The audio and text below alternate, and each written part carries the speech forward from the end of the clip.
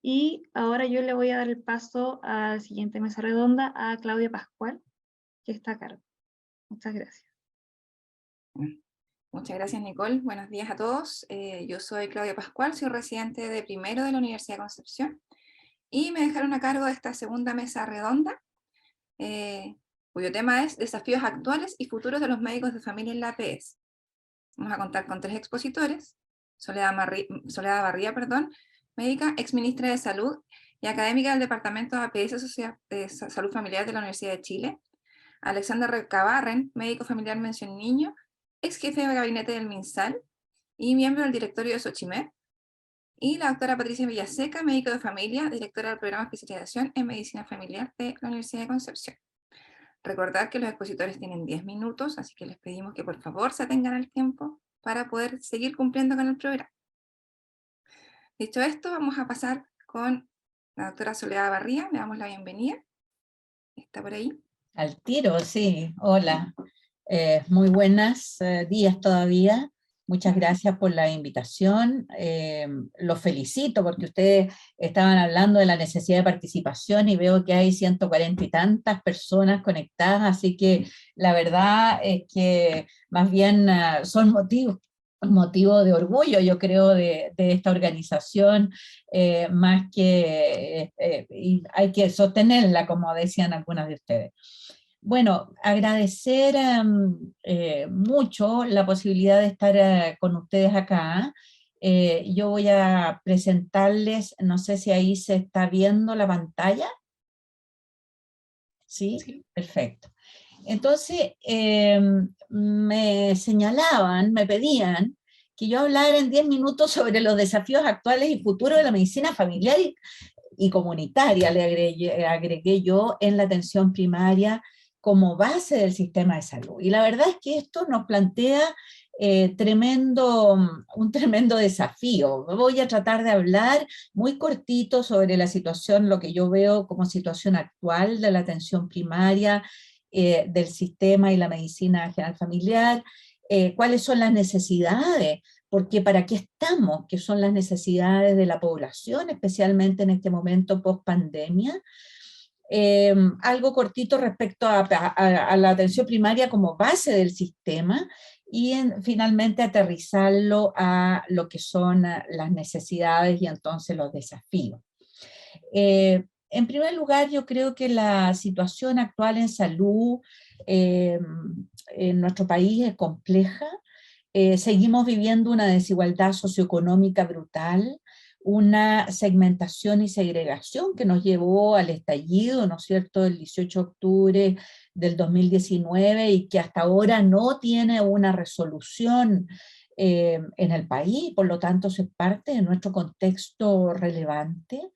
En salud tenemos un predominio de una visión individualista y no colectiva de la salud, muy basado en lo biomédico y no en la integralidad, y la pandemia ha sido un ejemplo de aquello. Ahora, aterrizándolo en el sistema de salud, esto se aterriza en una dualidad, con una fragmentación entre los sistemas público y privado, como voy a ver más adelante, y una segregación. Sin embargo, tenemos una presencia sanitaria en todos los territorios que es muy relevante, y aun cuando falta la universalidad, ¿no es cierto?, porque es la base, la atención primaria del sistema público, pero no del privado. Sin embargo, hay una presencia muy fuerte sanitaria en todos los territorios, que ha sido una ventaja también en el COVID. Y hoy día nos enfrentamos a una lenta recuperación de acciones de la atención primaria y a grandes insuficiencias de la red. Yo creo que lo que nos ha pasado en el último tiempo y las enseñanzas de esta pandemia del COVID no pueden olvidarse, no están luego. Este gráfico que muestra la incidencia al lado izquierdo del COVID, esto es del primer año, esto es de septiembre del año 2020, donde ya la Biblioteca Nacional del Congreso muestra estos gráficos. Al lado izquierdo es la incidencia en las comunas de la región metropolitana, del COVID, y al lado derecho la mortalidad. Me van a excusar los y las de regiones, porque yo muestro esto de la región metropolitana, pero es que aquí la segregación, las diferencias socioeconómicas por comunas son tan fuertes que nos han develado en toda su dureza el tema de las diferencias socioeconómicas y cómo esto se traduce en salud. Ustedes ven que son las comunas más pobres, como es el caso de Renca, La Pintana, La Granja y otros, donde hay una prevalencia, una tasa 3 veces mayor de incidencia, es decir, de aparición, de prevalencia, es decir, de casos, y al lado derecho la mortalidad también 3 veces más en aquellas comunas con menor nivel socioeconómico. Entonces, esto nos debe seguir conmoviendo y moviendo hacia una comprensión de la salud que va mucho más allá de lo que es lo biomédico. Entonces, cuando se dice cómo es la base de este sistema, bueno, la atención primaria es la base, pero solo del sistema público, que cubre el 78, 80% de la población, no a la totalidad. Sigue siendo un sistema segmentado entre lo público, lo privado y otros, y además bastante fragmentado. Las diferencias entre niveles de atención no las hemos podido ir mejorando en muchos lugares, funciona bien, sin embargo en otros no tan bien. Y estamos en una situación post-COVID, como yo les mostraba antes. Hay un grave atraso en exámenes preventivos en el nivel de atención, como es el caso de los Papa Nicolau, de las mamografías. Hay mucha dificultad en horas médicas de morbilidad que muchas veces atrasan incluso eventuales diagnósticos precoces. Hoy día el cáncer ha pasado a ser la primera causa de mortalidad en nuestro país. Ya no son las enfermedades circulatorias, sino que es el cáncer, y debemos estar atentos a esas posibilidades de diagnósticos más precoces. Hay una búsqueda de una mayor integralidad a través de programas como el ESICEP, ¿no es cierto?, que es una oportunidad y también un desafío, porque en realidad, si bien se busca una visión más integral de los programas, sin embargo estamos partiendo por aquello en que la integralidad ya probablemente tiene menos relevancia desde el punto de vista de poder prevenir, como son las personas con gran carga de enfermedad. Hay otras innovaciones que están en marcha en la atención primaria, como la gestión de demanda o el teletriage. En los propios municipios hay búsqueda muy importante de innovación para dar mejor cuenta de lo que son los desafíos. Hay lugares donde no solamente se ha implementado, además de la atención oftalmológica, la atención de otorrino, hay lugares donde se está buscando tener exámenes diagnósticos preventivos con mayor facilidad, ¿no es cierto?, más allá de los programas del MISAL. Entonces, bueno, los desafíos post-COVID tienen que ver con mantener. Bueno, además el COVID no se ha ido y por lo tanto hay que mantener una respuesta a la vez que recuperar las tareas propias de atención primaria. Estamos viviendo un momento de una carga asistencial fuerte por enfermedades respiratorias en una época en que esto no se veía, y a eso hay que sumar que vamos aumentando los casos COVID, se mantienen y se incrementan las vacunaciones. Tenemos la carga de lo biopsicosocial, la necesidad de cuidar el personal y de mantener quizás la reorganización que se produjo en el COVID desde el punto de vista de los pacientes crónicos. Y aquí no podemos llegar y volver a lo mismo que teníamos antes, sino cómo somos capaces de sostener aquellos elementos innovadores y de búsqueda especialmente de la integralidad. También, como efecto del COVID, hubo una mucho mayor interacción con las redes intersectoriales, y eso es efectivamente un plus que debemos tratar de aprovechar. Lo mismo con las organizaciones sociales, donde vimos la riqueza en el COVID de la organización de la comunidad, en que muchas veces, sin embargo, nosotros como sector salud no nos aproximamos adecuadamente para poder hacer alianzas con ellos y efectivamente mantener una mejor salud. Entonces, creo que hay un momento en que tenemos que volver a hacer la base efectiva del sistema, manteniendo las innovaciones, tomando las oportunidades que tenemos y también la oportunidad de discusión en el país de los cambios en salud. Porque el gobierno actual ha planteado como parte de su programa la necesidad de tener atención primaria universal. Y como parte de esta atención primaria universal, la ministra Yarza mostraba este diapositivo donde nos hacía bajar la angustia, nos hacía aumentar la angustia en realidad, sobre que tenemos 11 millones de personas con enfermedades crónicas y en la mayor parte de los casos se ha ido aumentando la carga de enfermedad, tanto de diabetes, hipertensión. Entonces, ¿qué está pasando? ¿Cómo lo estamos haciendo? ¿Qué está pasando con nuestra atención primaria y nuestros modelos? Por otra parte, tenemos médicos familiares y comunitarios que son los especialistas, los llamados especialistas de la atención primaria, pero sin embargo cuyo incremento en número es muy lento y no da cuenta necesariamente de las necesidades. Entonces, este concepto de integralidad que se enseña a los médicos y médicas familiares realmente permea la atención primaria. Este concepto de la comunidad, de la salud colectiva, permea a los médicos generales de familia. Yo aquí sobre todo voy a plantearles preguntas más que certezas. Entonces, ¿basta con recuperarnos del COVID o tenemos que hacer cambios mayores hacia una efectiva integralidad, incluso más allá del ESICEP?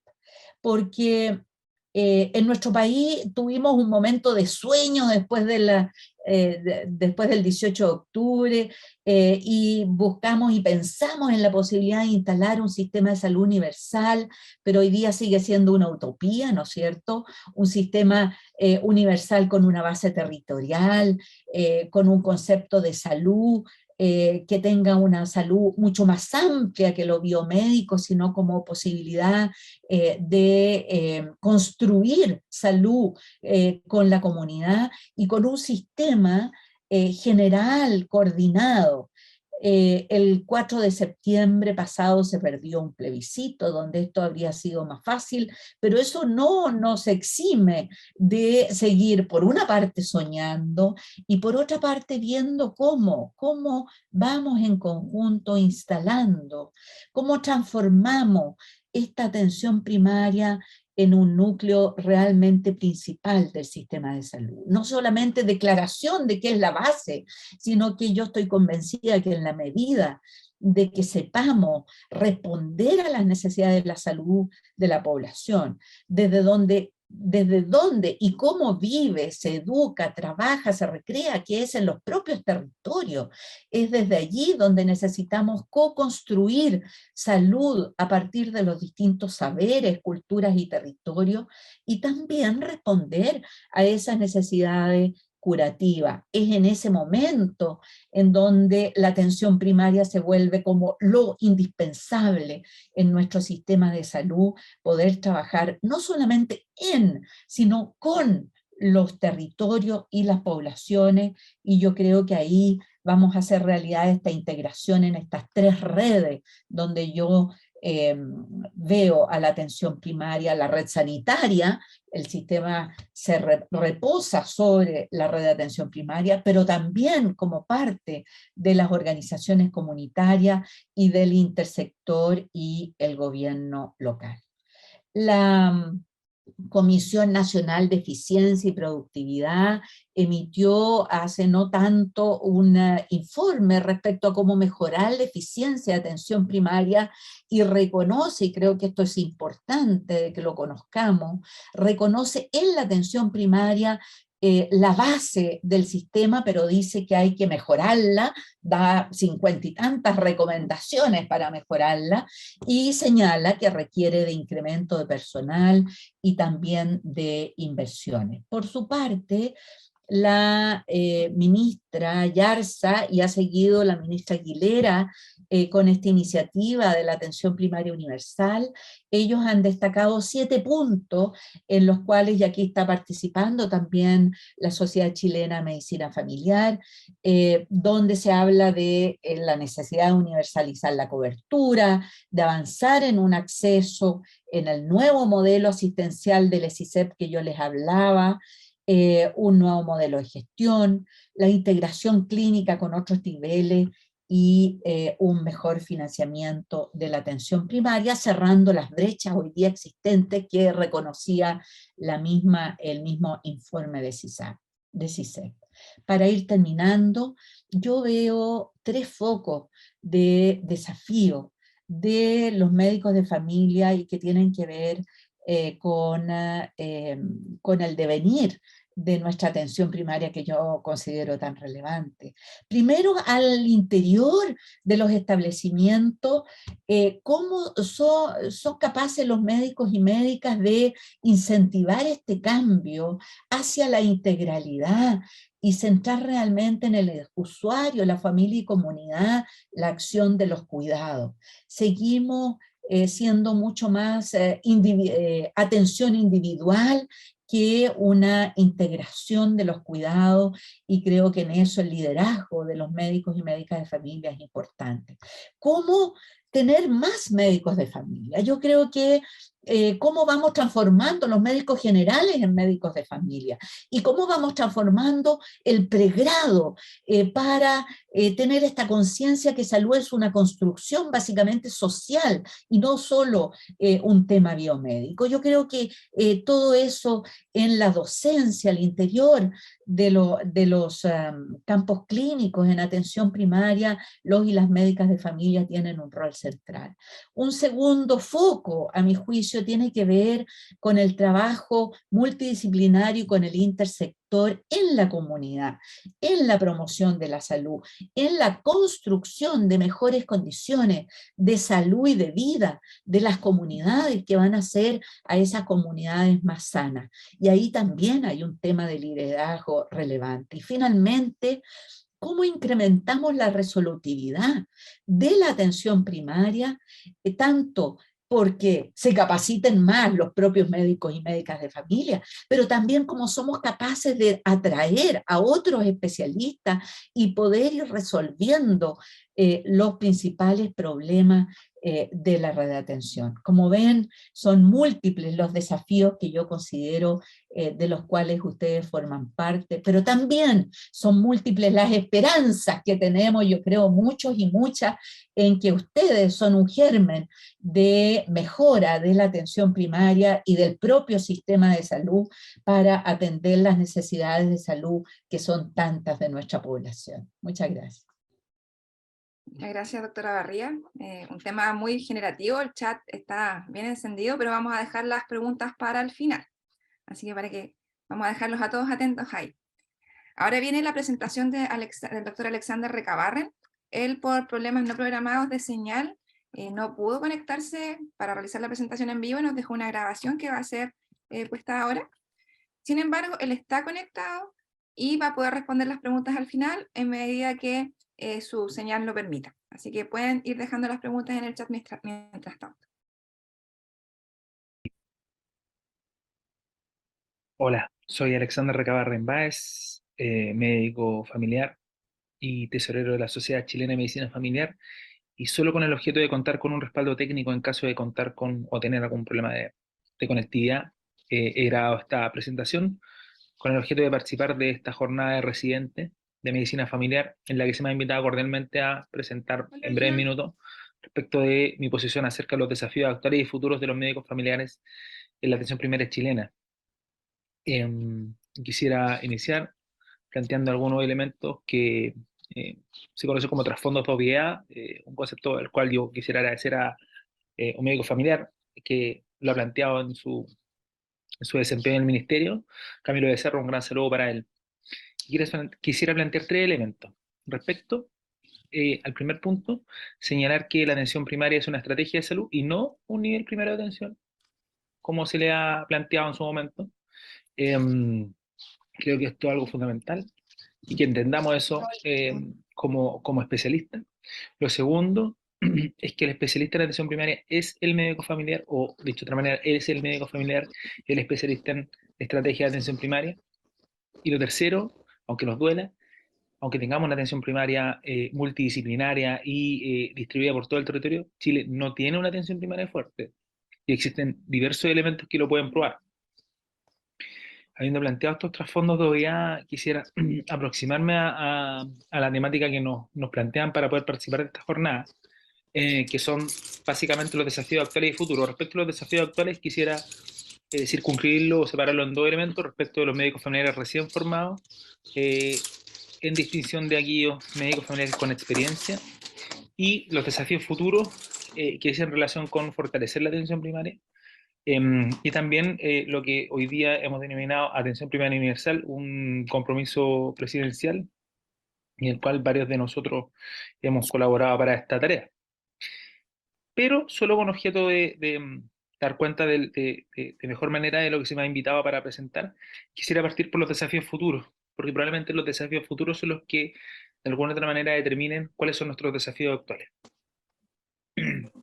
Respecto a los desafíos futuros, el primero que mencioné es el fortalecer la atención primaria como estrategia y al nivel primero de atención como elemento fundamental de esta estrategia. En cuanto al modelo de atención, en nuestro país llevamos más de 15 años de implementación del modelo de atención integral en salud familiar y comunitaria, y ustedes saben que ya tenemos dificultades para su implementación en el nivel primario, por cierto que en el resto de los niveles que no se ha implementado. Y una de las razones es que aún se presentan brechas en los habilitantes para su implementación, principalmente las y los profesionales, entre ellos los médicos familiares. Y por tanto, quedan dudas respecto a si es apropiado esperar a que todos estos recursos humanos o estos habilitantes estén disponibles para una implementación de mejor manera, o si es que efectivamente es razonable pensar en generar adecuaciones a este modelo, pero que desde el punto de vista de las necesidades parecieran ser urgentes. Y en cuanto al modelo de gestión, mi impresión puede ser compartida por algunos de los acá presentes, es que la administración municipal de la atención primaria está entrando en crisis, más bien por elementos externos que internos de la administración municipal, pero que de alguna otra manera revelan que también para las municipalidades, sobre todo para aquellas que son más pequeñas, la administración de salud es un tema complejo para ellos, eh, y las situaciones de crisis actuales de alguna manera se determinan por lo anterior, por elementos arrastrados. Eh, otro elemento que va en el sentido de fortalecer la atención primaria es la necesidad de fortalecer los equipos técnicos de gestión, incluso las comunas más grandes de nuestro país que tienen una atención primaria como estrategia muy numerosa por una cantidad de recursos per cápita importante. La verdad es que no cuentan con este equipo, o sus equipos son más bien reducidos en número, por cierto, a pesar de ser de muy buena calidad técnica. Entonces, estos equipos son necesarios de fortalecer para efectos de mejorar la gestión. Y por último, y esto quizás de la mano con lo que vamos a mencionar posteriormente, es avanzar en lógicas territoriales y no en la lógica de atender solamente a las personas inscritas, y eso, por cierto, que para efectos del desempeño del médico familiar es algo sumamente desafiante. Entonces, eso respecto del fortalecimiento de la atención primaria y cómo el médico familiar participa de este proceso. En cuanto a la atención primaria universal, hay que recordar que la implementación de esta iniciativa va a ser progresiva, va a iniciar con muy poquitas comunas, dado que el presupuesto no es suficientemente grande como para hacer una implementación más grande, pero luego de esta implementación van a venir una serie de avances al respecto. En este sentido es importante el liderazgo de estas implementaciones. Y mi impresión es que los médicos familiares ahí jugamos un rol fundamental, en tanto tenemos mayor comprensión de lo que significa este desafío. Y por cierto, una vez instalados estos planes de implementación progresiva, se requieren evaluaciones sucesivas que permitan ajustar esta implementación y ahí los médicos y médicas familiares contamos con competencias para efectos de una mejor evaluación de estas implementaciones. Entonces, pensando en estos desafíos futuros, por cierto que a los médicos familiares nos corresponderá un rol fundamental, ¿bien? Pero, habiendo planteado cuáles son los desafíos futuros, quizás es meritorio pensar en lo que tenemos que hacer hoy para avanzar en lo que viene para mañana. Entonces, respecto a los desafíos actuales para los médicos recién formados, médicos familiares, recordemos que ellos ya han pasado la mayoría de ellos ha pasado un proceso de formación muy determinado por la propuesta curricular de sus programas, pero independiente de aquello, los médicos familiares recién formados pasan por dos etapas. Una etapa de instalación, vale decir, llegar a cumplir con su periodo asistencial obligatorio, y un periodo de adaptación, dado que en la mayoría de los casos no es llegar e instalarse, ¿cierto? La realidad es que los médicos familiares no están llegando únicamente al nivel primero de atención, sino que también a otros niveles y también a la gestión asistencial. Y es probable que los distintos programas tengan distintas orientaciones respecto de su devolución. Entonces, hoy día existe un desafío en respecto de cómo los médicos familiares recién egresados se instalan y adaptan en las distintas situaciones de devolución. Y respecto a los médicos familiares que tienen más experiencia, es cierto que ya han egresado hace algún tiempo de los programas de formación, mi impresión es que tienen un desafío importante en cuanto a la formación de nuevo capital humano, particularmente de médicos. En el caso de la formación de médicos generales, eh, relevar aquí elementos que hoy día están más o menos abandonados de los procesos curriculares estándar, ¿cierto? Primero, la atención central a las personas, que yo aquí resumo como enfoque personal, vale decir, acercarse a las personas y atenderles en función de ser una unidad integral y no la suma de sus partes. Esto acompañado de un enfoque familiar, que también no está muy rescatado en los distintos planes y programas. Y por último, un enfoque poblacional, vale decir, no solamente pensar en la persona que tienen al frente y que sea en su familia, sino también comprender de que están circunscritos en un territorio que tiene algunos mayores o menores riesgos y deben conocer de aquellos para efectos de un mejor desempeño. Eso solo para médicos, para efectos de la mejor formación de médicos generales, que de alguna manera estarían orientados hacia un desempeño en el nivel primero de atención. Y respecto de los médicos familiares, existe un desafío muy importante para aumentar la capacidad formadora, dado que de no ser así, va a pasar mucho tiempo antes de que logremos cerrar la brecha de médicos familiares necesarios para, por ejemplo, la implementación del modelo de atención integral de salud familiar y comunitaria. Pero además, no solamente necesitamos formar médicos familiares para las necesidades actuales, sino que también para las necesidades futuras.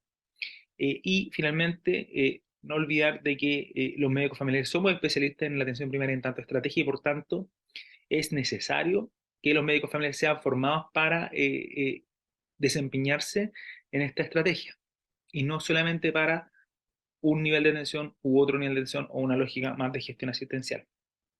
Y por eso es que, en resumen, no solamente existen desafíos para los médicos familiares, sino que también para las instituciones formadoras, que eso no estaba al inicio de la presentación, pero yo quiero cerrar con esto. Primero, es necesario que existan médicos familiares en las escuelas de medicina para efectos de una mejor formación de médicos generales. Lo segundo es que los médicos familiares no solamente tienen que ser docentes, sino que también participar del diseño curricular y de las innovaciones curriculares que se van a realizar en los próximos años, de tal manera de reorientar la formación de médicos generales hacia un desempeño más predominante en el nivel primero de atención. Y por último, que los y las estudiantes de medicina se expongan desde el día 1 a la comprensión de que la atención primaria no es un nivel de atención, sino que es una estrategia basada en un nivel primero de atención fuerte, pero que en realidad es un concierto de red integrada en servicios de salud en las cuales el nivel primario es fundamental, y eso es lo que las y los estudiantes de medicina tienen que comprender desde los inicios de su carrera. Eso quisiera compartir con ustedes. Muchísimas gracias.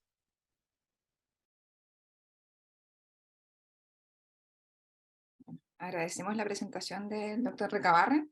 Recordar que él va a estar conectado en el minuto que tengamos que hacer las preguntas. Tenemos todavía preguntas en el chat, así que las vamos a responder todas al final.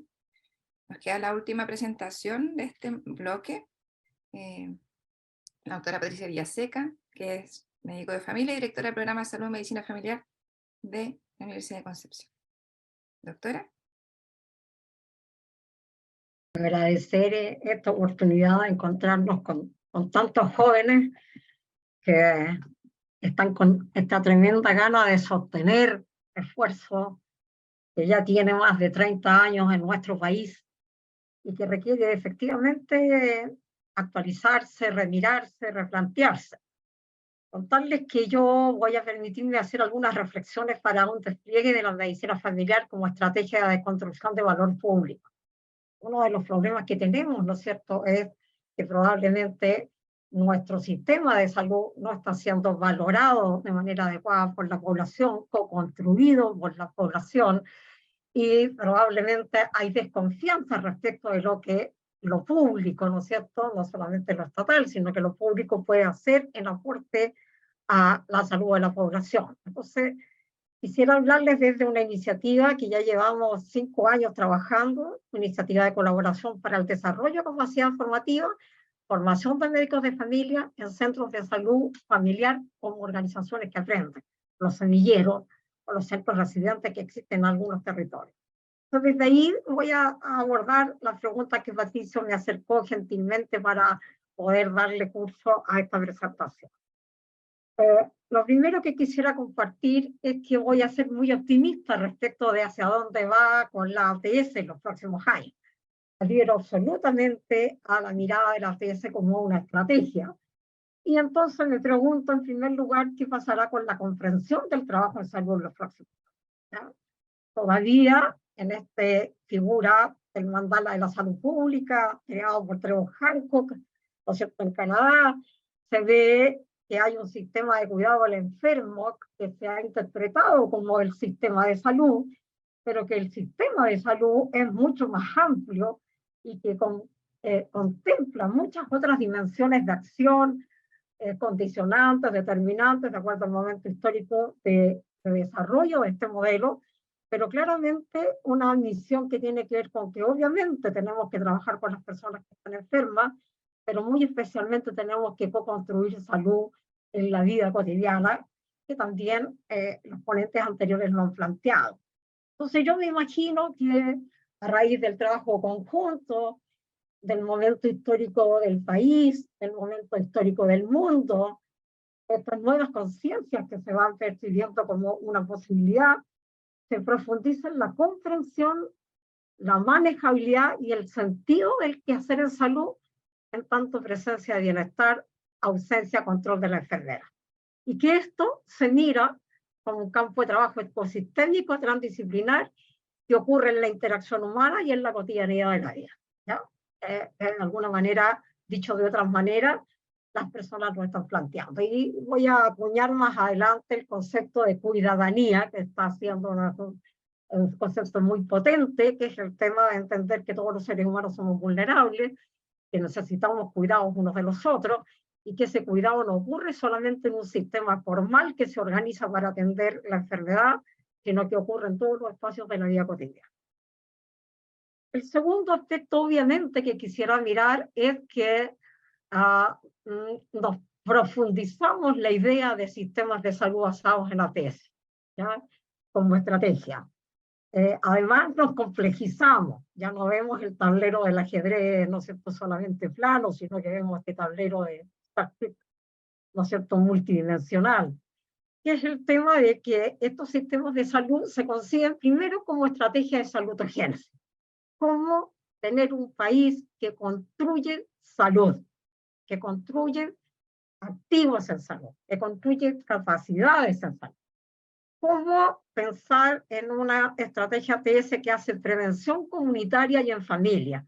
Hoy día nosotros miramos la familia multiproblemática para atenderla, como una familia que pone en riesgo a sus miembros, y miramos a la familia como una familia que es un sistema de cuidado para las personas enfermas. La familia es mucho más que eso. Ahí es donde se están perpetuando los patrones transgeneracionales. Entonces, ¿cómo la medicina de familia releva la dimensión del trabajo con familia? Es un tema trascendente para los próximos años. Por otro lado, una estrategia de cuidado colaborativo e integral. Esto es en equipo, es en redes, es entre los niveles de atención.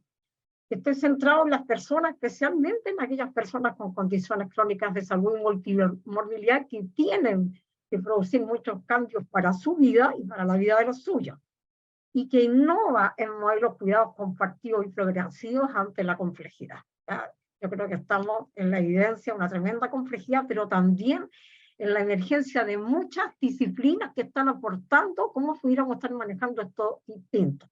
Baste ver toda la irrupción de lo digital, toda la irrupción de las TICs, ¿no es cierto?, de las comunicaciones, las redes sociales, baste ver eso, pero también están ocurriendo cosas maravillosas hoy día en neurociencia, etcétera, respecto de cómo ayudar a abordar estos problemas. Y insisto en la cuidadanía, en una cuidadanía en desarrollo pleno y permanente. Así que tengo mucha expectativa de que la gente, nuestra gente, a raíz del trabajo conjunto que hagamos, no mire los temas de salud como solamente si hay ISATRE, no hay ISATRE, hay seguro, no hay seguro, me atienden, no me atienden, me dan los remedios, no me dan los remedios, sino que miren la vulnerabilidad a la vida, cómo nos cuidamos frente a esa vulnerabilidad a la vida y cómo creamos nuevas posibilidades y nuevas oportunidades para abordar esa vulnerabilidad y esas problemáticas que hoy día tenemos. Por lo tanto, veo un tremendo esfuerzo de carácter, voy a decir, educativo. ¿Ya? En términos, se habló muchas veces de la educación cívica. Esto es mucho más potente que eso, porque es integrar todo en torno a la vulnerabilidad y las posibilidades de la vida. ¿Ya? Reitero lo que ya se ha mencionado respecto de mirar, ¿no es cierto?, cómo esta propuesta que se hace en la reforma de la APS renovada en el año 2008, en el cual se intenta horizontalizar la mirada del trabajo en salud y se intenta reconocer los actores de este trabajo en salud, ¿no es cierto?, partiendo con una mirada de la comunidad, la familia, la persona, como un grupo. Si uno mira las investigaciones en ecología de la atención médica, se da cuenta que la gran mayoría de las personas resuelve sus malestares y sus quejas de salud en el plano comunitario familiar y no llega a ningún tipo de atención, y menos a una atención especializada u hospitalaria. Esto obviamente trabajado desde la perspectiva del primer contacto, pero si uno mira este primer contacto se da cuenta también que es un primer contacto clínico, si queremos ponerlo aquí. Pero ¿cuáles son los dispositivos de salud pública que tenemos que hoy día activar, mover, para que realmente tengamos un primer contacto poderoso en el trabajo con las personas, las familias y las comunidades? Lo mismo en el tema de la acción intersectorial, ¿no es cierto? Estamos viendo la salud mental en las escuelas, la violencia en las calles, estamos viendo las problemáticas de la obesidad y la falta de ejercicio. Eso no se resuelve solamente con buenos clínicos. Obviamente habrá otro nivel de desarrollo que va a tener que ver con las redes integradas de servicios de salud. ¿Cómo hacemos concurrir distintas capacidades? En este caso, capacidades del sistema de cuidado del enfermo, en este otro, capacidades salutogénicas, para poder enfrentar las problemáticas de la población. Y obviamente, cómo vamos trabajando para que la gobernanza, la toma de decisiones, la adecuación de los recursos, los sistemas de soporte, sean capaces de respaldar esta tremenda propuesta que estamos haciendo hoy día respecto de cómo deberíamos estarnos organizando. Piensen que aquí se habla de remirar la oferta, de remirar la demanda, de remirar la gobernanza. ¿Ya? Hay una propuesta en desarrollo que yo esperaría que los médicos de familia muy especialmente, pero todos quienes estamos vinculados al tema de la salud, las universidades, los estudiantes, etcétera, estuviéramos muy atentos a lo que está pasando en el país y lo que cada uno de nosotros tiene que hacer para que esto pase, porque esto no pasa sin nosotros, pasa con la acción individual, familiar, colectiva, política, etcétera. Avanzando un poquito más, no olvidarnos que nosotros como médicos de familia somos una mixtura. ¿Ya? Es imposible preguntar por el rol del médico de familia si no lo miramos dentro del MAIS, no lo miramos dentro de la APS, no lo miramos de salud en todas las políticas, no lo miramos con el movimiento de equidad, no miramos qué está pasando en los movimientos de promoción de la salud, no miramos la salud planetaria, los objetivos del desarrollo sostenible, no miramos, ¿no es cierto?, las declaraciones que estamos haciendo en torno a qué tendríamos que estar todos buscando. Y eso implica que como médicos de familia, obviamente, nosotros tenemos que ser visionarios, ¿ya? Tenemos que ser capaces de mirar de todo para poder entender nuestra parte. Nuestra parte tiene que ver con hacer bien el lugar donde estamos, pero con aportar a que el todo pueda ocurrir.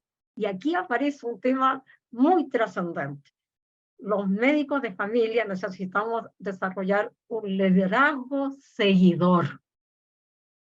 Necesitamos, más que influir y marcar el camino, ayudar a decidir a quién y cómo tendríamos que estar siguiendo. A través de la connivencia, es decir, seguir las tareas, las metas, nosotros hemos perpetuado las ineficiencias del sistema. Por lo tanto, ¿qué sigo? ¿A quién sigo? ¿Cómo lo sigo? Hoy día es trascendente avanzar el liderazgo de seguidores en medicina familiar.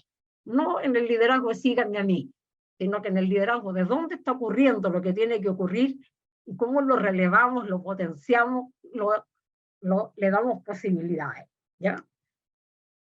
Avanzando otro poquito, ¿ya? Quisiera relevar preguntas trascendentes que nos hacemos los médicos de familia en la cotidianidad y especialmente los que formamos médicos de familia, ¿ya? Diferenciarnos, integrarnos. Nos diferenciamos porque somos una especialidad que se hace visible como especialidad separada del resto. Nos diferenciamos porque nos integramos a un equipo y aportamos nuevas perspectivas y el producto es fruto de un colectivo. ¿Queremos posicionarnos como médicos de familia o queremos ser actores de un empoderamiento colectivo que probablemente nos quite mucha visibilidad, pero dé mucho más posibilidades al sentido de nuestra especialidad, de nuestra profesión? Transitar entre la parte y el todo generando posibilidades. Recién, ¿no es cierto?, Alejandro decía, la APS chilena no es fuerte.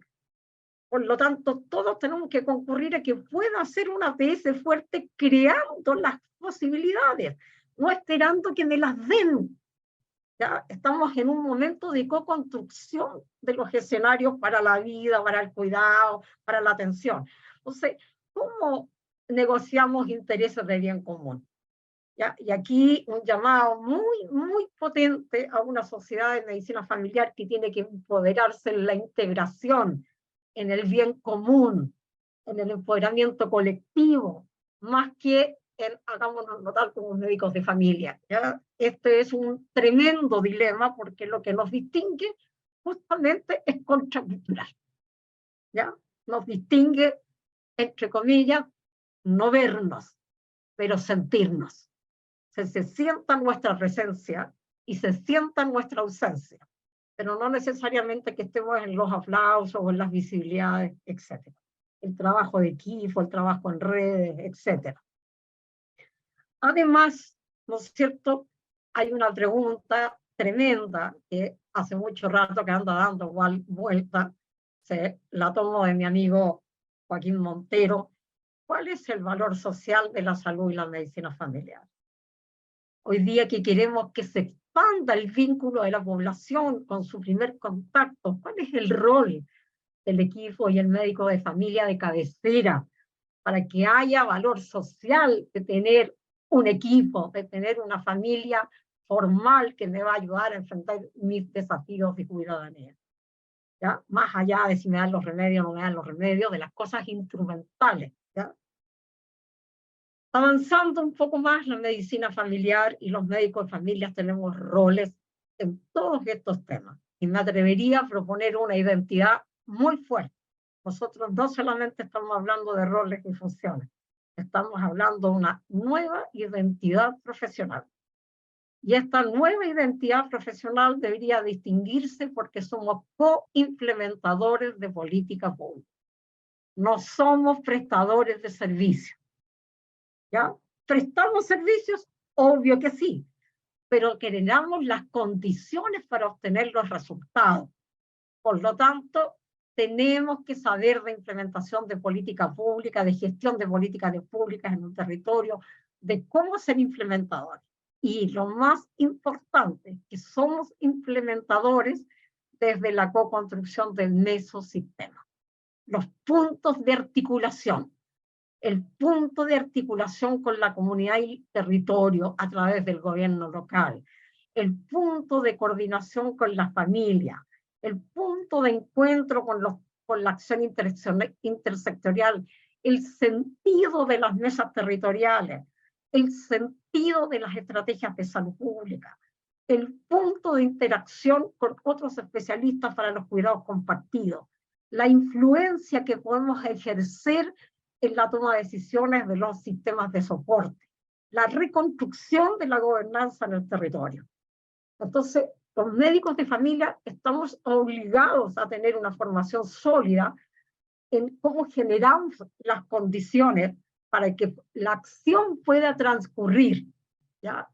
Y obviamente a veces tendremos que abogar porque son otros los que tienen que hacer, y en otras ocasiones tendremos que ser seguidores para potenciar donde están las posibilidades, y en otras ocasiones tendremos que ser creadores de oportunidades y de innovaciones, obviamente en un marco de evidencia, investigación, acción participativa, la digitalización de las buenas prácticas. Así que un gran rol para la medicina familiar en distintos escenarios. Y en esto no olvidarse que nuestro plus es que esto es vínculo. Por lo tanto, ¿cuáles son las dimensiones afectivas, emocionales, espirituales? Nosotros no nos situamos aquí solo técnicamente. ¿Ya? Nos situamos desde un emocionar y un lenguajear que crea mundos posibles. ¿Ya? Por lo tanto, ¿cómo trabajamos esa dimensión? Avanzando un poquito más, cuando miro ahora el rol, ¿no es cierto?, vuelvo a enfatizar la necesidad de un liderazgo basado en resultados de valor público. Vuelvo a enfatizar la necesidad de nuevos indicadores de resultados, impacto en salud positiva de las personas, indicadores de salutogénesis, indicadores de salud positiva, la gestión de posibilidades para el logro de las cadenas de valor. Cuando uno mira la Estrategia Nacional de Salud y mira las cadenas de valor, ve como las cadenas de valor no están encadenadas, como hablábamos antes, fragmentación, segmentación de las cadenas de valor, así no vamos a llegar nunca a producir los resultados finales. Y además, un tema central para la medicina familiar, en todos los actos de gestión y cuidado en salud hay que potenciar el desarrollo de capacidades, ¿ya? Por muchos años hemos seguido un modelo de prestación de servicio que piensa que sus éxitos están en la obtención de resultados clínicos, resultados funcionales, calidad de vida, en resultados a nivel del sistema en términos de costo-desgaste, en resultados de satisfacción usuaria. Afortunadamente estamos avanzando hacia indicadores PROMS y FREMS, donde nos interesa el beneficio percibido por la población, pero nos hemos quedado como satisfactores de necesidades y no como facilitadores de la realización de necesidades. Y por lo tanto no hemos garantizado la sustentabilidad de nuestros resultados desde el aprendizaje y el desarrollo de las capacidades. Si yo llevo atendiendo a una persona diabética 10 años, ¿qué nuevas capacidades fui desarrollando en estos 10 años? Que a los 10 años lo hacen un paciente experto respecto al cuidado de sí mismo y su familia. ¿Cómo puede ser que a los 10 años de estar en control conmigo no sepa qué le pasa, por qué le pasa, por qué están sus remedios? No hemos desarrollado capacidades, ¿ya? Capacidades personales, capacidades organizacionales, capacidades comunitarias. ¿Dónde están los grupos de ayuda mutua para que las personas puedan sostener? Hemos creado por años los clubes o los grupos de hipertensos y diabéticos. ¿Y dónde está la dinámica de ayuda mutua? Que es la capacidad instalada. Entonces tenemos un desafío de desarrollo de capacidades. ¿Qué marca mi diferencia? He atendido bien a mis pacientes con calidad. He ayudado a construir salud para que sus hijos no repitan esta historia. pero he desarrollado capacidades en esos individuos para la cuidadanía y para su propio cuidado. Así que eso es un tema trascendente. Eso nos obliga a las universidades a replantearnos los modelos formativos. ¿No es cierto? ¿De qué estamos hablando cuando hablamos de una beca, un programa de especialización? Estamos hablando de generar aprendizaje, ¿ya? Y un aprendizaje que surge desde mirar los resultados que conseguimos y preguntarnos qué tenemos que cambiar para mejores resultados. Nuestros resultados tienen que ser resultados que produzcan trascendencia, inflexión en nuestra manera de salud. No puede ser que sigamos repitiendo un aumento y aumento y aumento las enfermedades de salud mental, las crónicas, las enfermedades. Eso no es un accidente, el sistema lo produce. La construcción de los modos de existencia, desapegado, paternalista, asistencialista, ¿ya? Y además, sin un real acuerdo o compromisos de gestión respecto a contribuciones y impacto. Y entonces no podemos las universidades solamente propiciar aprendizajes de primer orden, la acción, lo que tenemos que hacer, las técnicas, las metodologías. Tenemos que producir un tremendo aprendizaje de segundo orden en términos de la persona, del médico, de la enfermera, de la matrona, de la persona que va a establecer una relación de ayuda en salud, y muy especialmente del observador que es, de sus predefiniciones del poder, de sus predefiniciones de la legitimidad del otro, de sus predefiniciones de los límites. Necesitamos trabajar eso. Y solo cuando nos agrupemos, y por eso yo vuelvo a felicitar y agradecer esta invitación, probablemente vamos a ser una fuerza capaz de cambiar el sistema. Y por lo tanto, de facilitar lo que voy a llamar aprendizajes transformacionales, ¿ya? Los médicos de familia debemos convertirnos en facilitadores de aprendizajes transformacionales en nuestras familias, en nuestros territorios, en nuestras instituciones. Eso desde la lógica de que somos prácticos reflexivos, estamos mirándonos y mirando lo que hacemos y estamos asumiendo responsabilidad por las consecuencias de nuestros actos. Lo que hacemos hoy, ¿qué va a producir en 10 años más? En 5 años más. Lo que dejamos de hacer hoy, ¿qué consecuencias va a tener en 5, 10 años más? El modo de seguir reproduciendo prácticas, ¿qué sociedad va a generar en los próximos años?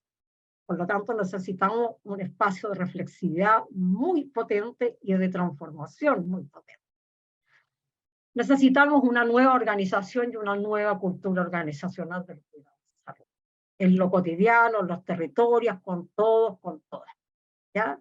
Ya las piezas no podemos ordenarlas como las estamos ordenando. Ahí está el tablero, ahí están las piezas. No podemos seguir, ¿no es cierto?, moviéndonos solo por metas. No podemos solo tener incentivos porque hemos logrado hacer cosas y no necesariamente porque hemos logrado transformar o producir capacidades. No podemos seguir estando solamente en lo que pasa en la interacción en el box sin ver cómo eso pasa en la vida cotidiana. Siguiendo al profesor Yarmati, que tuve la oportunidad de conocerlo, sociólogo, estudioso del Instituto de la Salud, necesitamos reorganizar nuestras relaciones de poder, nuestras relaciones de colaboración, nuestras relaciones de respeto, el conocimiento y el talento que cada uno tiene para este tiempo. Y muy especialmente las alianzas para la cuidadanía. ¿Dónde están las organizaciones de pacientes? ¿Dónde están las organizaciones de padres y apoderados? ¿Dónde están las organizaciones de trabajadores? Y quieren asumir la vulnerabilidad de la vida y quieren asumir que el cuidarse, el cuidarte y el cuidarnos es un acto que supera solamente tener un sistema de salud o una política de salud. Es mucho más amplio que eso. Eso para acercar el aporte. No sabemos hoy día cuál es el fuego. Estamos desafiados a preguntarnos cómo tendríamos que estar ordenando estas piezas, otras piezas en torno a qué tableros para que realmente podamos ser una especialidad que facilite la inflexión. ¿Ya? Lo que interesa aquí es que ojalá en los próximos años, y muy aparejado a la Estrategia Nacional de Salud y las búsquedas del 2030 y las búsquedas mundiales, los médicos de familia marquemos una diferencia por nuestro modo de estar en la política pública, nuestro modo de estar en la gerencia social de los territorios, nuestro modo de estar en la negociación de cuidados con nuestros pacientes. ¿Ya? No podemos seguir repitiendo la misma identidad. Esto no es un cambio de competencia, es un cambio de identidad. Y yo en realidad quisiera poder dedicar mis años, los que queden, a seguir potenciando, trabajando con ustedes, médicos jóvenes, para poder pensarse de otra manera y tener el coraje para abandonar las zonas de confort, para abandonar, ¿no es cierto?, el legítimo derecho a querer muchas cosas y atrevernos a posibilitar para nuestro país cosas nuevas. Eso para aportar para todos y todas. Muchas gracias por escucharme. Muchas gracias, doctora. Bueno, una gran presentación sin duda. Tenemos hartas preguntas en el chat. Recordar a quienes quieran hacer sus preguntas presenciales, digamos, pueden levantar la mano. Vamos a partir con las preguntas en honor al tiempo. De Gustavo Vera, la doctora Barriga dice, ¿existe algún estudio sobre la brecha de médicos familiares en APS?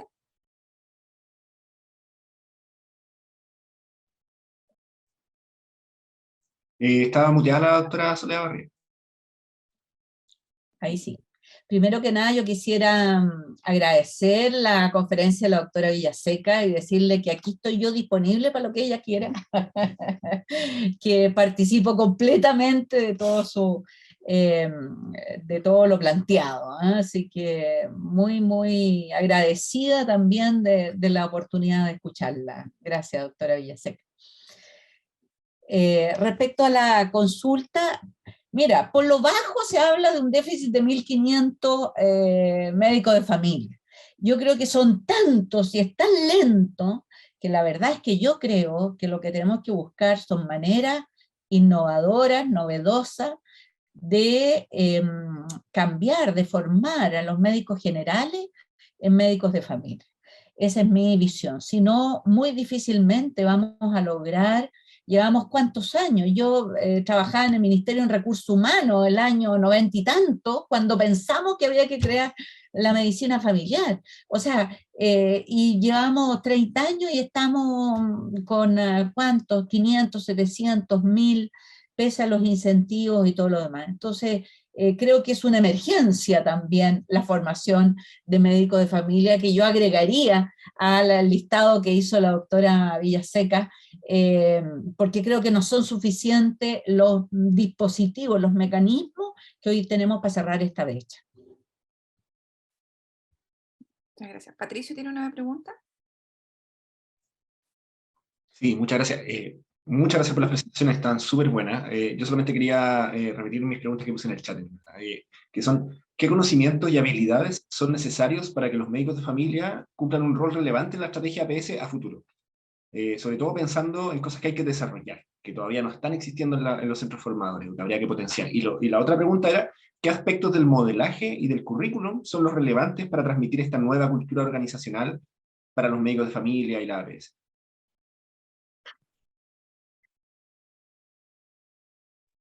No sé si Patricia quiere... Mira, yo quisiera sacarlo, o sea, quisiera invitarlo a que se hagan preguntas más estratégicas. Las preguntas son como tradicionales. Entonces yo me pregunto, ¿dónde está la alianza de Huaynacay con los usuarios? ¿Dónde está la alianza juntos, aquí, atendiendo, discutiendo?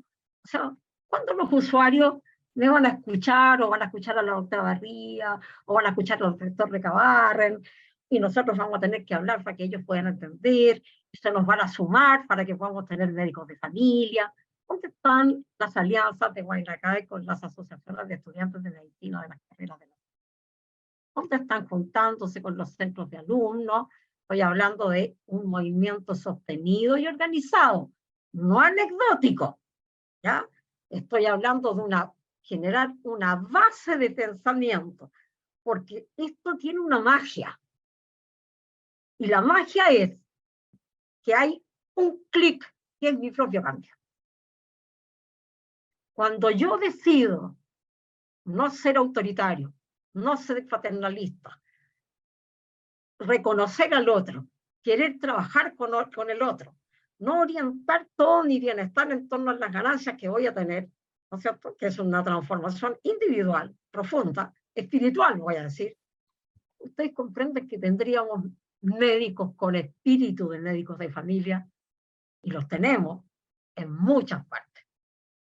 ¿Ya? El tema es cómo nos reconocemos que somos parte de un mismo sentido, de un mismo mecanismo. ¿Cómo reconocemos?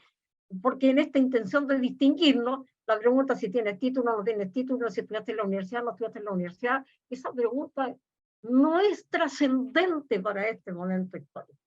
¿Ya?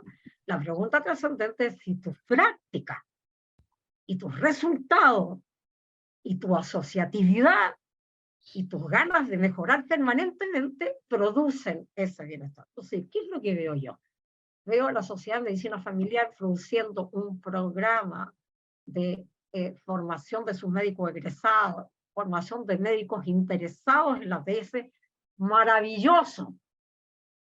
¿Ya? O sea, veo una estrategia de formación de recursos humanos masiva, ¿ya? que nos junte en el espíritu. Cuando estemos juntos en el espíritu, probablemente vamos a poder preguntarnos por las competencias y todo. Obviamente que para poder hacer eso, hay un grupo de médicos de familia que tener una capacidad de, voy a decir, gerencia social y direccionamiento estratégico. O sea, reconocer los intereses de las partes, legitimar los intereses, aprender a abrir la torta de los intereses, no pensar que para que estén tus intereses los otros no tienen que estar. Es la lógica de los satisfactores de necesidades, la sinergia. Entonces se requiere, ¿no es cierto?, un grupo de pensamiento muy transversal, muy generoso porque no está buscando nada para sí, que realmente produzca una inflexión. Yo me pregunto, habemos casi 200, en la Congreso mañana irán a haber 500. ¿No somos capaces entre 500 y 1000 de hacer algo distinto? ¿Ya? Entonces, la competencia es algo que se logra en la conversación, en la interacción, en la reflexión con otro, ¿no es cierto?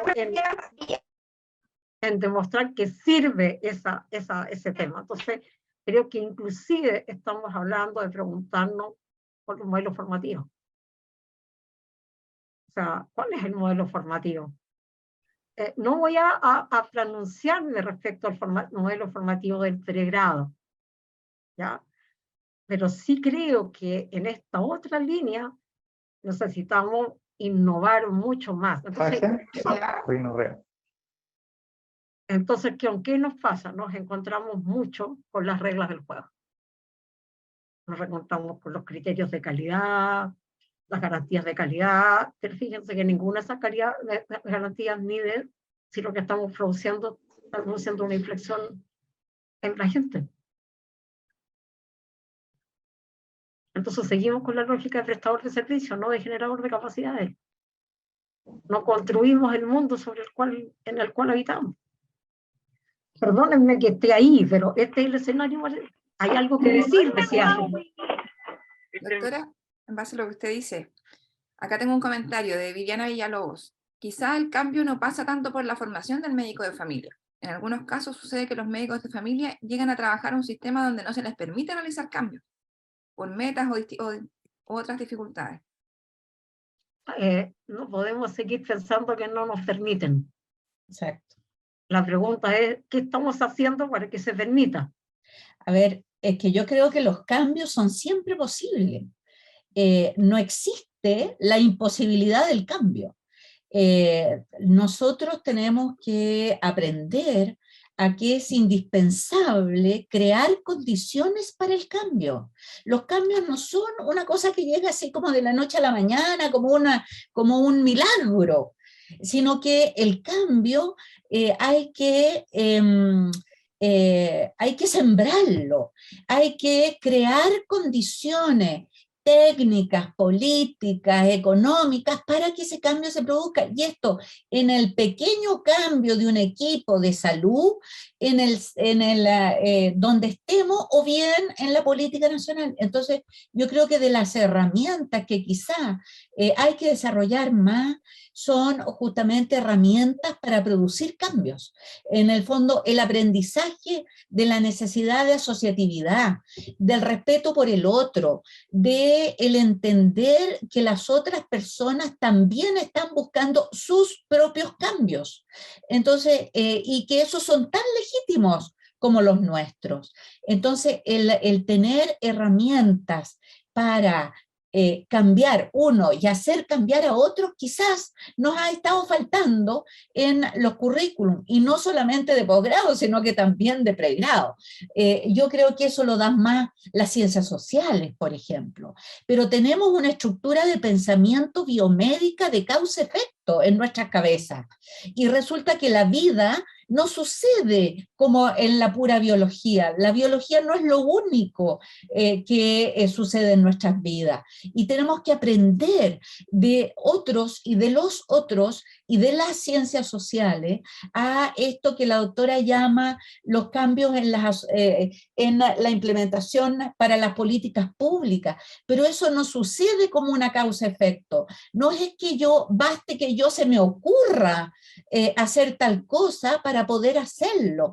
Tengo que sembrar condiciones en los distintos actores para que eso vaya a suceder. Entonces, eso, invitarlos quizás en ese sentido a esa reflexión. Alexander estaba pidiendo la palabra, no lo hemos dejado hablar entre Patricia y yo. Le vamos a dar la palabra entonces a Alexander, que lleva hace harto rato con la manita levantada. Sí, estaba a punto de hacer la gran Gastón Sublet, pero bueno, a pesar de las dificultades de conexión, yo les pido mil disculpas. Quiero manifestarles que tuve la oportunidad de escuchar ambas presentaciones y me caí antes de partir, así que le pido mil disculpas. Yo creo que se han planteado cosas relevantes respecto del que no nos podemos concentrar solo en aquellas cosas que nos impiden mejorar las circunstancias de desempeño de los médicos familiares. Yo quisiera, en función de lo que también se compartió y se preguntó, llevarnos a las cosas que sí podemos hacer. Y que sí podemos hacer, por ejemplo, desde los procesos de formación de los médicos familiares, en tanto especialistas de atención primaria.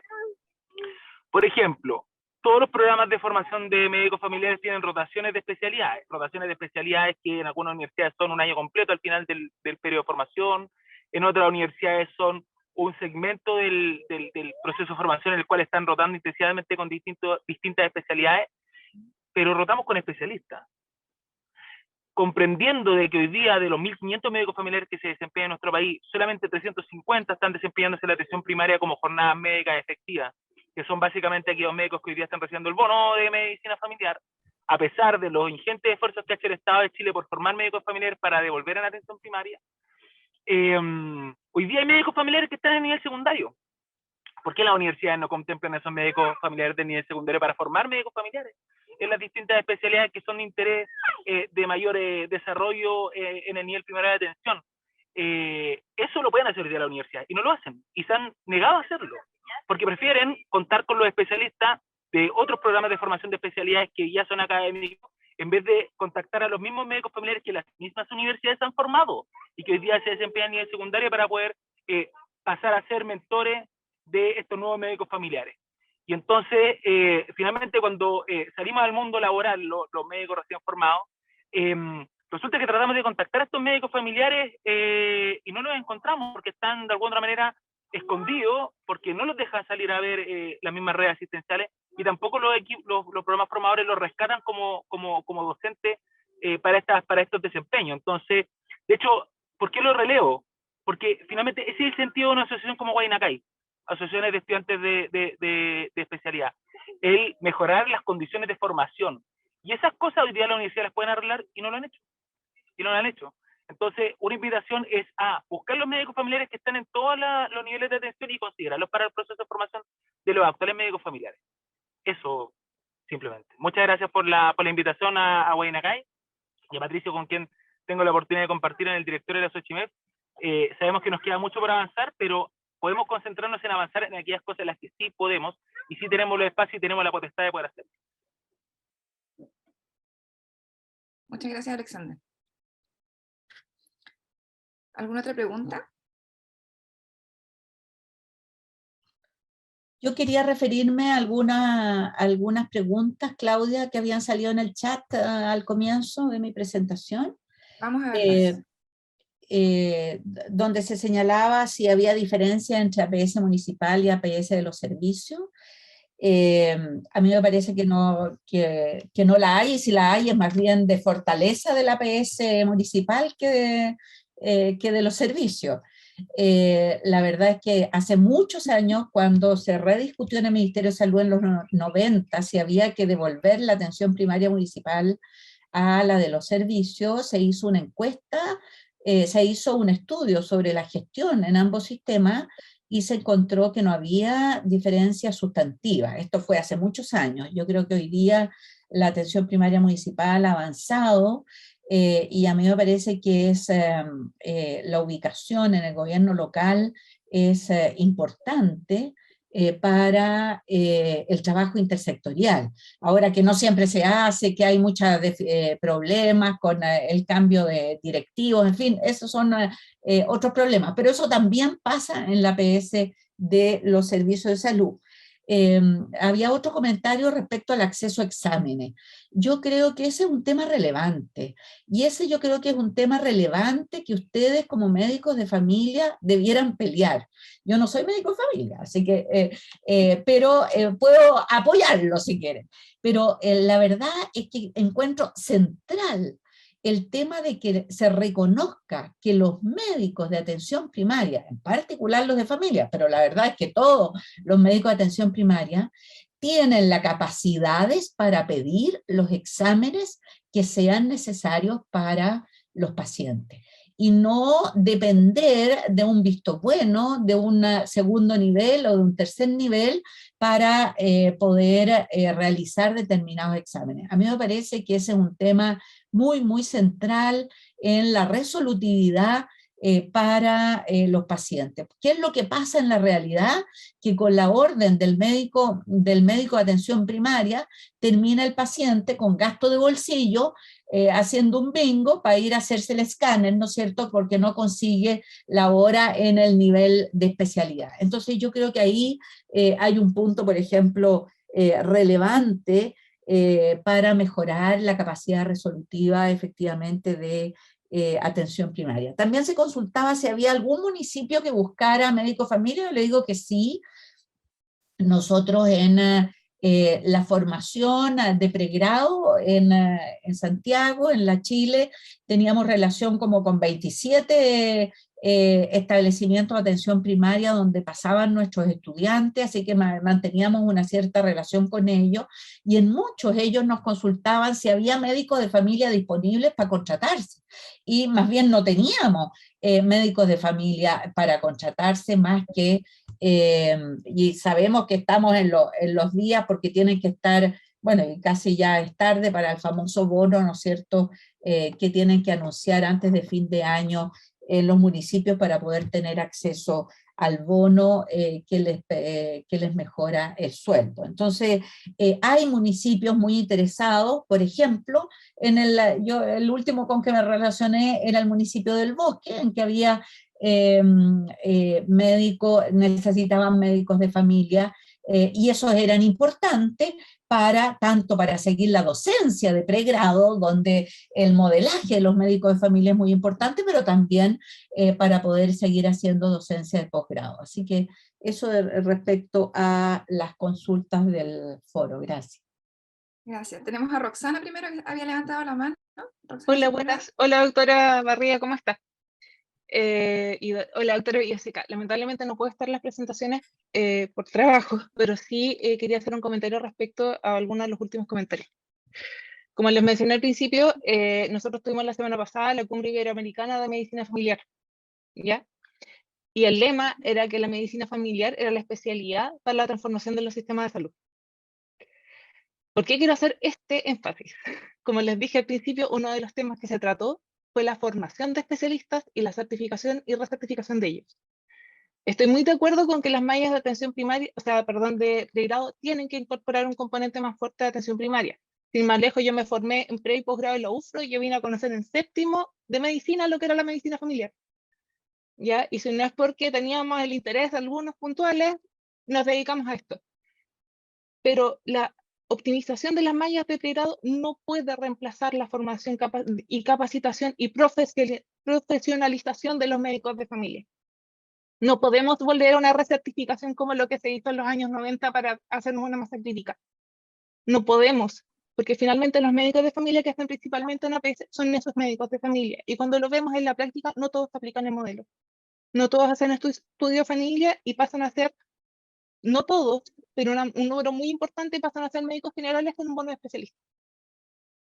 Los médicos de familia tenemos una formación integral, con la visión integral de la familia y la comunidad, con herramientas sólidas para el trabajo en la comunidad. Y eso tenemos que valorarlo y tenemos que considerarlo también. Nosotros somos especialistas y tenemos que tener claro que lo somos. No es posible que en atención primaria nos sigan viendo como el médico que cobra más caro y que sigue viendo morbilidad, porque no somos eso. Porque no por eso, además, es justo que tengamos que estar pidiendo vistos buenos para dejar fármacos. Y les doy un ejemplo. Yo soy de los médicos de familia que trabajan en un hospital terciario, pero trabajo haciendo contrarreferencia. De nuestro hospital, el 15% de las interconsultas de otorrino son rinitis alérgicas porque el médico de familia no puede dejar mometasona. El 10% de las atenciones dermatológicas son listas de espera porque el médico de familia no tiene el arsenal para tratar una acné o una psoriasis. Eso no corresponde. Ahora, sí creo que los exámenes no deben estar a destajo, porque sí nos ha pasado que hemos tenido derivaciones de pacientes para exámenes que a veces están mal indicados por médicos más generales, no tanto por médicos familiares. Por lo tanto, sí creo que tiene que haber un control, porque, insisto, nuestra principal herramienta es la clínica, el conocimiento de la familia y la comunidad en la que está el paciente inmerso. Si necesitamos exámenes, eso está bien, pero no podemos tampoco liberarlos a destajo. Hay que entender también el costo-beneficio de un examen. Y también por eso tampoco está pregonando que todas las soluciones del escáner para que la familia haga el bingo. ¿Ya? Pero sí, es muy importante que consideremos que el médico de familia es un especialista y como tal debe tener un arsenal adecuado, condiciones de trabajo adecuadas, porque muchos de los médicos de familia que en su momento estuvieron en atención primaria se desincentivaron por las condiciones de trabajo, porque no hay todavía, a pesar de los 30 años que tiene la Sociedad de Medicina Familiar y en la cual en este momento estoy en el directorio, todavía no hay un reglamento ni tampoco hay líneas de trabajo en las cuales el ministerio establezca cuáles son las funciones que espera un médico de familia en la atención primaria. Eso en otras sociedades mucho más chicas, con mucho menos desempeño, en otros países de Latinoamérica y en España está definido cuál es la función de un médico de familia en APS y los distintos niveles de atención. En Chile eso aún no lo tenemos. Y por eso mismo, cuando tenemos médicos de familia que llegan a devolver sus becas, finalmente lo que dicen es, bueno, queremos que vea Morbi, perdiendo todas las herramientas que tenemos dentro de nuestra formación. Así que eso quería recalcar, y de hecho creo que también es algo que he mencionado también en la mesa de universalización de la atención primaria, en la cual compartimos con la doctora Garría, porque creo que también todos tenemos que tenerlo claro, y algo que como sociedad, como médicos Huaynacay, tenemos que también poder poner en alto, tenemos que reforzarlo, ¿ya? Porque a veces también nos pasa a los médicos de familia que siendo los especialistas que somos, nos miramos en menos con otras especialidades, y eso no corresponde. ¿Ya? Eso. Muchas gracias, Roxana. Importantes palabras para terminar este bloque. Yo sé que quedan muchas ideas por seguir desarrollando, pero en honor al tiempo vamos a dejar este bloque hasta acá. Vamos a tener 15 minutos de descanso. Sin embargo, van a quedar salas abiertas para quienes quieran seguir conversando, seguir discutiendo de este tema que queda para largo. Así que muchas gracias a todos.